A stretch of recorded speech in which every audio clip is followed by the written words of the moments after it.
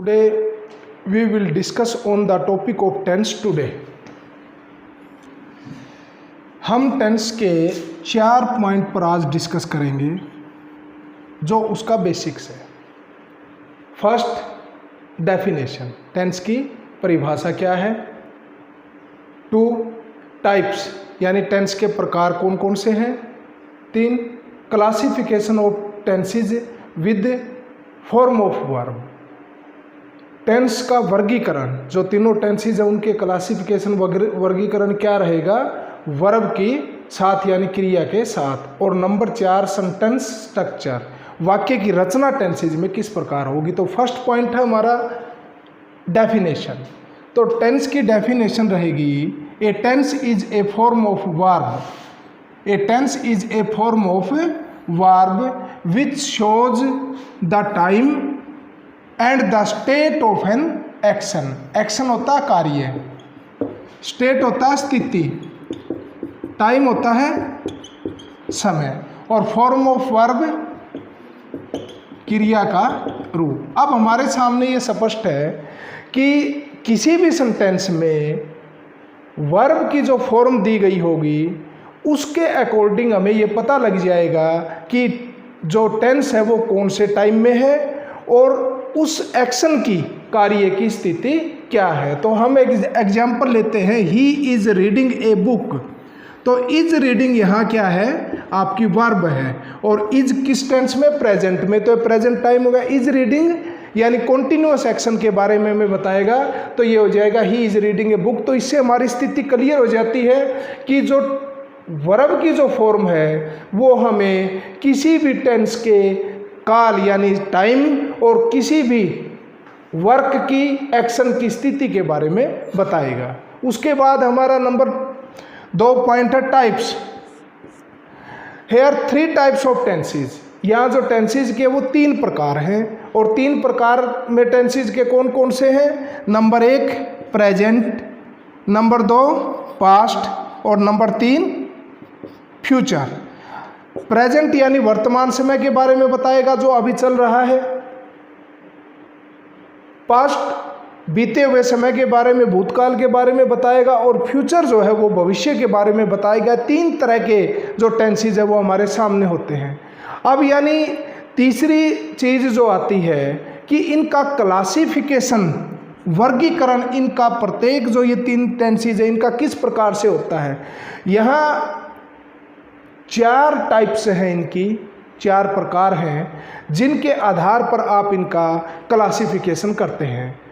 Present के वही 4 रहते हैं, वही पास्ट में 4 रहते हैं, और वही फ्यूचर में 4 रहते हैं। तो तीनों टेंसेज की जो क्लासिफिकेशन है, टाइप्स हैं, वो आगे जाके 12 यानी 12 हो जाती हैं। और वो कौन कौन सी हैं। नंबर 1, 2, 3, 4 में number 1 indefinite, number 2 continuous, number 3 perfect, और नंबर 4 परफेक्ट कॉन्टिन्यूअस टेंस। तो ये क्या है, ये वर्क एक्शन है। इनसे हमें ये पता चल जाएगा कि कोई भी एक्शन, कोई भी वर्क किस टेंस में, किस टाइम पर और किस स्थिति में है। ये जो 4 क्लासिफिकेशन है सभी टेंसेज की, ईच टेंसेज की, वो हमें ये बताएगी। इनडेफिनेट हमें क्या बताएगा, अनिश्चित। अनिश्चित का मतलब क्या है, हमें केवल टाइम का पता रहेगा, काल का पता रहेगा, परंतु कार्य किस स्थिति में है, स्टेट स्थिति का हमें पता नहीं चलेगा, इसलिए इसको इनडेफिनेट बोला गया है। जिस तरह से ही रीड्स ए बुक, वह एक पुस्तक पढ़ता है, वो पुस्तक पढ़ता है लेकिन किस समय पढ़ता है और कार्य किस स्थिति में है हमें पता नहीं है। सेकंड कॉन्टिन्यूअस, जारी रहना, यानी इससे हमें पता चलता है कि कार्य जो है वो जारी है। और यहाँ क्या आ जाएगा, जैसे he is reading a book, वह एक पुस्तक पढ़ रहा है, तो हमें ये पता है कि ये कार्य जारी रहने के विषय में है और अब वो कार्य चल रहा है। Number 3 perfect. परफेक्ट मीन्स संपूर्ण, यानी कंप्लीटनेस बताता है किसी भी कार्य की, और वो कंप्लीटनेस कैसे होगी, he has red a book, red a book, यानी ये 3rd फॉर्म है। ये रीड, रेड, रेड बोला जाता है, इसका फॉर्म सेम रहती है लेकिन उच्चारण जो है वो अलग रह जाता है। तो he has red a book, वो एक पुस्तक पढ़ चुका है या उसने एक पुस्तक पढ़ ली है, तो यानी मीन्स ये कार्य कंप्लीटनेस के विषय में बताएगा। और नंबर 4 जो है इसको आपने थोड़ा सा गौर करना है, इसके अंदर दो चीज़ें दी गई है, परफेक्ट और कॉन्टिन्यूअस टेंस, यानी ऐसा एक्शन, ऐसा कार्य है जिसमें परफेक्ट यानी वो संपूर्ण भी है और कॉन्टिन्यूअस जारी भी है। तो ऐसा कार्य है जो जिसका कुछ भाग कब पूरा हो चुका है और बाकी जारी है और आगे भी वो जारी रहेगा। तो ऐसे कार्य के लिए हम इसका प्रयोग करते हैं। He has been reading a book, वह एक पुस्तक पढ़ रहा है। तो इसके अंदर कई बार इसको क्लैरिफाई इसको करने के लिए फॉर 2 आवर्स यानी फॉर और सिंस के बाद समय दिया होता है। अब ये बन जाएगा वो 2 घंटे से पुस्तक पढ़ रहा है। तो यानी 2 घंटे का मतलब 2 घंटे पुस्तक पढ़ने का कार्य उसने परफेक्ट यानी संपूर्ण कर लिया है और बाकी जो कार्य है वो कॉन्टिन्यूअस है। अब हम तीसरा जो हमारा टॉपिक है classification of tenses with form, ये जितने भी क्लासिफिकेशन है इनका हम वर्ब की फॉर्म के साथ डिस्कशन करेंगे, जो हमारा नेक्स्ट पॉइंट रहेगा।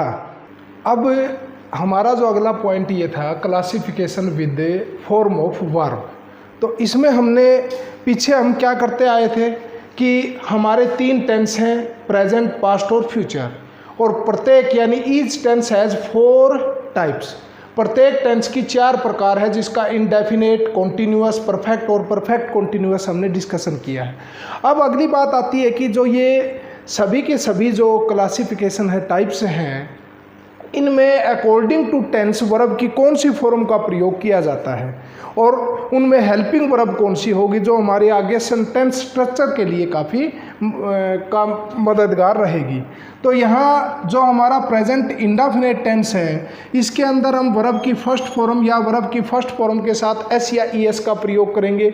और इसकी हेल्पिंग वर्ब, जो ध्यान देने योग्य बात है कि इसमें हेल्पिंग वर्ब डू और डज होगा, जो और उसके साथ फिर वर्ब की फर्स्ट फॉर्म प्रयोग किया जाएगा।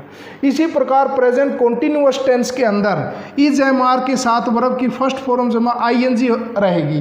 तो यानी ये जो क्लासिफिकेशन में हम देखेंगे तो इसके अंदर आप इनको जिस तरह से जो वर्ब की फर्स्ट फॉर्म है ये मैन वर्ब, यानी ये main verb means M V, और जो ये हेल्पिंग वर्ब होती है सहायक क्रियाएं।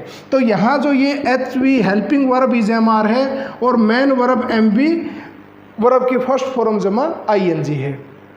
उसके बाद प्रेजेंट परफेक्ट टेंस में हैज़ हैव प्लस वर्ब की थर्ड फॉर्म आता है। इसमें हैज़ हैव हेल्पिंग वर्ब है और जो वर्ब की थर्ड फॉर्म है ये मैन वर्ब है। उसके बाद आपका आता है प्रेजेंट परफेक्ट कॉन्टिन्यूअस टेंस। इसमें हैज़ हैव आपकी हेल्पिंग वर्ब के रूप में प्रयोग होती है और जो बीन प्लस वी वन जमा आई एन जी है, बीन प्लस वी वन जमा आई एन जी, ये मैन वर्ब का पोर्शन होता है। उसी प्रकार से नेक्स्ट हमारा पास्ट टेंस में शुरू करेंगे तो पास्ट इंडेफिनेट हमारा रहेगा वर्ब की सेकंड फॉर्म मैन वर्ब के रूप में। जब इसको हम हेल्पिंग वर्ब इसके लिए प्रयोग करेंगे तो इसके लिए हेल्पिंग वर्ब डिड का प्रयोग किया जाता है और यानी इसके साथ फिर वर्ब की फर्स्ट फॉर्म आती है जो मैन वर्ब के रूप में होती है। उसके बाद आपका आता है कॉन्टिन्यूअस में, पास्ट कॉन्टिन्यूअस में वाज वर हेल्पिंग वर्ब है और वी वन जमा आई एन जी जो है आपकी मेन वर्ब है।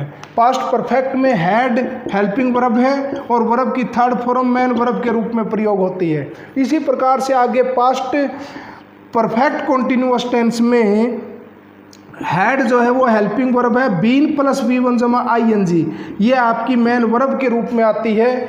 और आके नेक्स्ट नंबर थर्ड में जो फ्यूचर इंडेफिनिट टेंस है उसमें विल सेल हेल्पिंग वर्ब के रूप में प्रयोग किया जाता है और जो वर्ब की फर्स्ट फॉर्म है इसकी वो मेन वर्ब के रूप में आती है।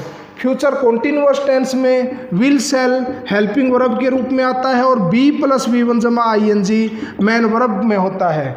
विल उसके बाद नेक्स्ट जो है फ्यूचर परफेक्ट टेंस में विल सेल हेल्पिंग वर्ब के रूप में है और have plus V three main verb के रूप में है। और फ्यूचर परफेक्ट कॉन्टिन्यूअस टेंस में भी विल सेल हेल्पिंग वर्ब के रूप में है और हैव बीन वी वन जमा I N G main verb के रूप में है। अब आप ये देखोगे कि इनमें डू डज हो गया, इज एम आर है, हैज़ हैव है, हैज़ हैव के साथ इसमें बीन लगा हुआ है, यहाँ बीन है, यहाँ बी है। तो ये हेल्पिंग वर्ब का पार्ट न होके मेन वर्ब का पार्ट क्यों है? क्योंकि एज एन एडवर्ब वाक्य में प्रयोग होते हैं और एज एन एडवर्ब ये वाक्य की फॉर्म चेंज करने के लिए प्रयोग किए जाते हैं, तो ये मेन वर्ब का पार्ट होता है। जब भी हम इंटेरोगेटिव सेंटेंस के लिए जाएंगे तो हमारी जो हेल्पिंग वर्ब जो मैंने शो की है वो हेल्पिंग वर्ब के स्थान पर प्रयोग की जाएगी और जो मेन वर्ब है वो पार्ट मेन वर्ब के साथ चला जाएगा। इसी प्रकार जब हम नोट का प्रयोग करेंगे तो यहाँ जिस प्रकार से मान लो यहाँ do does not plus verb की first form is am are not plus verb की फर्स्ट फॉर्म जमा आईएनजी, नेगेटिव में उसके बाद has have not plus V3 और has have not been plus V1 जमा आईएनजी। तो इस तरह से नेगेटिव और इंटेरोगेटिव सेंटेंस जब हमारा बनेगा तो डू डज के बाद सब्जेक्ट आगे वर्ब की फर्स्ट फॉर्म रहेगी, तो ये हेल्पिंग वर्ब जो है उस समय सब्जेक्ट से पहले चली जाएगी। तो इसलिए सबसे महत्वपूर्ण चीज़ जो आपने समझनी है कि इन टोटल जो हमारे पास 12 टाइप इज थ्री टेंसेज की प्रत्येक की आई, तो उनकी हेल्पिंग वर्ब और वर्ब सभी को कन्फर्म होनी चाहिए। तो ये पोर्शन जो आप अच्छी तरह से तैयार करोगे। नंबर 3 में हमने डिस्कशन किया कि तीनों जो टेंसेज हमारे उनकी क्लासिफिकेशन के हिसाब से कौन सी वर्ब की फॉर्म प्रयोग की जाती है। ये जितना भी ये पोर्शन हमने बताया, ये एक जो पोर्शन है ये वर्ब है और इस वर्ब के पार्ट क्या है? हेल्पिंग वर्ब और मेन वर्ब। और अब हमारा जो अगला टॉपिक है सेंटेंस स्ट्रक्चर। सेंटेंस स्ट्रक्चर क्या होता है? वाक्य रचना, यानी कि वाक्य की रचना क्या रहेगी आपके टेंसेज में, तो वो हमने ध्यान देना है, वही चीज़ इम्पोर्टेंट है। तो यहाँ सबसे पहले आता सिंपल सेंटेंस। सिंपल सेंटेंस को हिंदी में हम कहते हैं साधारण वाक्य।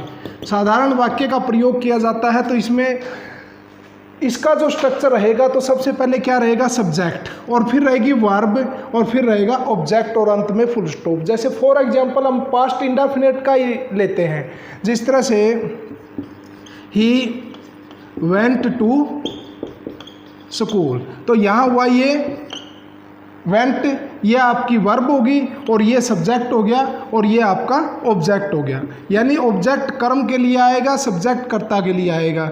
ये आपकी वर्ब होगी और ये आपका ऑब्जेक्ट हो गया।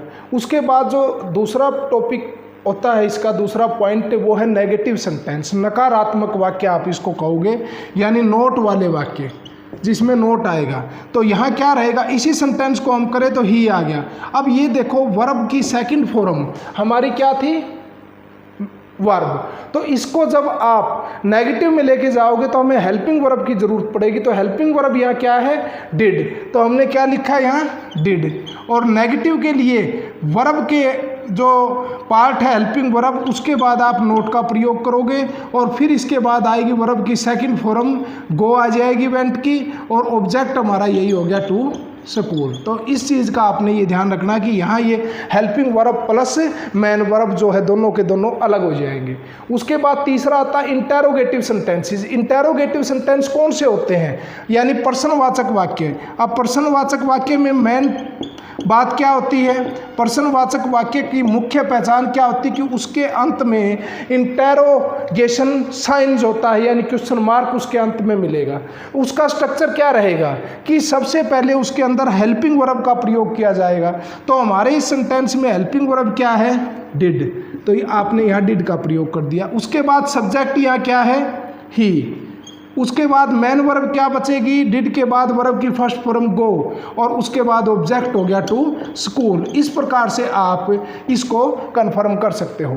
उसके बाद इसी का जो बी पार्ट है इंटेरोगेटिव सेंटेंस में क्या आता है? WH फैमिली, यानी WH टाइप वर्ड्स होते हैं उनके साथ यानी इसका प्रयोग किया जाता। तो सबसे पहले उसमें क्या आता है? WH family. उसके बाद आता है हेल्पिंग वर्ब, उसके बाद आता है सब्जेक्ट, और उसके बाद मेन वर्ब, और फिर ऑब्जेक्ट, और अंत में इंटेरोगेशन मार्क्स यानी क्वेश्चन मार्क आएगा। WH फैमिली में कौन कौन से वर्ड्स होते हैं? हु, हुज, हुम, व्हाट, व्हाई, व्हेन, वेयर, विच और हाउ। ये किस में होते हैं? ये WH फैमिली के जो हैं वर्ड्स हैं। तो यहाँ ये सेंटेंस बन जाएगा, मान लो WH फैमिली का ये हमने ये ले लिया, तो इसमें से कोई भी आप मान सकते हो। When did he go to school. इस प्रकार से ये सेंटेंस की जो simple sentence, negative sentence, interrogative sentence और interrogative sentence with WH family की सारे के सारे जो विवरण है, ये पूरा विवरण आपने इन वर्ब्स से, ये जो आपको प्रत्येक टेंस के पार्ट की अलग अलग वर्ब्स दी गई है, उसकी सहायता से इसी सेंटेंस को अपनी कॉपी में बना के लिखना है। और ये सारा का सारा काम 12 के 12 के अलग आपने करने हैं। ये 4 पार्ट रहेंगे।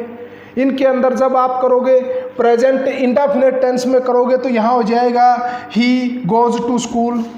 उसके बाद नेगेटिव में करोगे तो he does not go to school. उसके बाद ये हो जाएगा इंटेरोगेटिव में हो जाएगा तो does he go to school.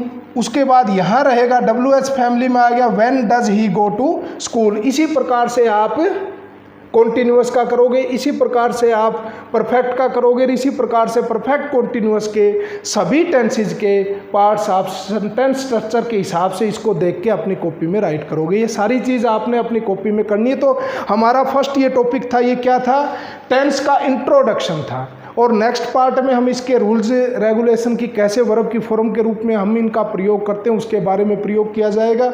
और ये चीज़ किसी को भी इससे संबंधित कोई भी क्वेरी हो, कोई भी प्रश्न हो, कोई चीज़ कहीं से समझ में ना आए तो आप कमेंट्स में डाल के उसका आंसर पा सकते हैं। और ये चीज़ आपने कॉपी में भी राइट करनी है और साथ ही साथ इसको आपने करते रहना है। और नेक्स्ट जो हमारा टॉपिक है टेंस का पार्ट 2, जल्दी उसको लेकर हम आपके सामने आएंगे। आप इस चैनल को सब्सक्राइब अवश्य करें ताकि लेटेस्ट वीडियो की अपडेट जो है आपके फ़ोन पर आती रहे और उनके लिए आपको इंतज़ार न करना पड़े। Thanks, good day.